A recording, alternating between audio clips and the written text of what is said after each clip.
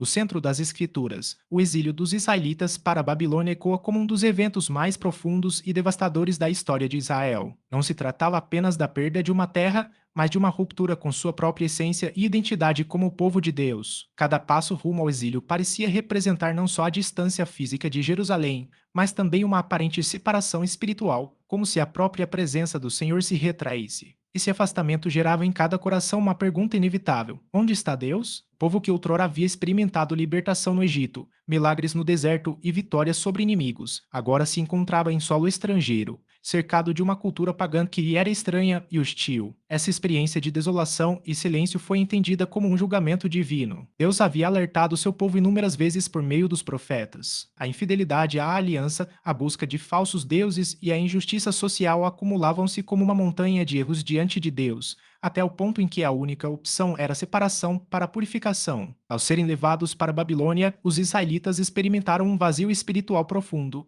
como se a voz de Deus tivesse se calado, deixando apenas o eco de advertências antigas e o peso de suas próprias escolhas. Contudo, até mesmo nesse vale de escuridão, a promessa divina começou a ressurgir. Havia esperança na disciplina. Em meio ao sofrimento, os corações endurecidos começaram a ser amolecidos, e uma centelha de arrependimento e renovação acendia-se nas almas feridas. Deus, através dos profetas como Jeremias e Ezequiel, reafirmava ao povo que não os havia abandonado completamente. O Senhor os traria de volta à sua terra, mas antes era necessário que o povo compreendesse as profundezas de sua queda. Assim, a promessa de redenção florescia no coração do exílio, como uma antecipação de restauração, um retorno não apenas à terra prometida, mas ao relacionamento íntimo e restaurado com o próprio Deus. Em meio ao peso da desolação, surgem as vozes dos profetas, trazendo não apenas palavras de advertência, mas a chama de uma promessa. Jeremias e Ezequiel, homens que se destacaram por sua conexão com o Senhor, apresentam ao povo exilado algo ainda mais forte que o julgamento, uma redenção inesperada. Jeremias, o profeta do lamento e da esperança, traz ao povo uma mensagem de Deus que transcende o desespero. Eu conheço os planos que tenho para vocês, planos de prosperidade e não de mal,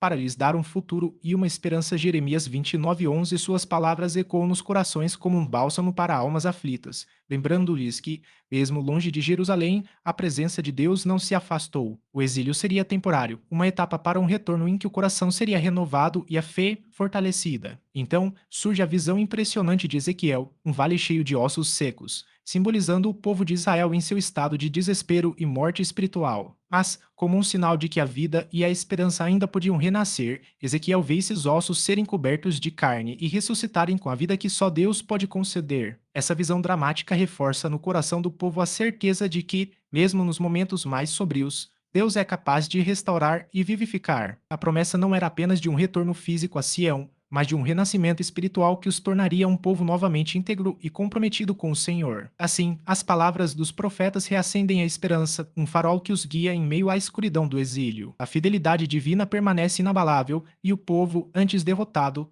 passa a enxergar o exílio como um passo na trajetória de redenção. O retorno a Jerusalém sob o decreto do rei Ciro marcou, para Israel, muito mais que uma viagem de volta à sua terra. Foi um reencontro com a própria essência de sua fé. Ao pisarem no solo sagrado, os israelitas perceberam que aquela caminhada era também uma jornada interna, de restauração e redescoberta do seu relacionamento com Deus. O templo, devastado pelo tempo e pela destruição do exílio, não era apenas um edifício, mas o símbolo vivo da presença divina entre eles. Ao reconstruí-lo, o povo realizava mais do que uma obra física. Firmava o compromisso de manter sua vida alicerçada no Senhor, de respeitar a aliança outrora quebrada e de viver uma fé renovada. Cada pedra erguida naquele templo representava o arrependimento sincero e o desejo profundo de reconciliação. A alegria da volta misturava-se à humildade de quem conhecia o peso do afastamento, e o coração contrito do povo ecoar o aprendizado dos anos no exílio. Esse novo templo, renascido das ruínas, era o símbolo da fidelidade inquebrantável de Deus e da chance de recomeço concedida a Israel. Por meio desse ato, Deus mostrava ao seu povo que a aliança não havia sido apagada, mas renovada. O retorno a Jerusalém não foi o fim de um ciclo de sofrimento, mas o início de uma nova era de esperança. Os anos de provação e distância trouxeram uma compreensão mais profunda do amor e da misericórdia divina que permanece inabalável mesmo diante da desobediência. A promessa de redenção estava viva, não apenas para Israel,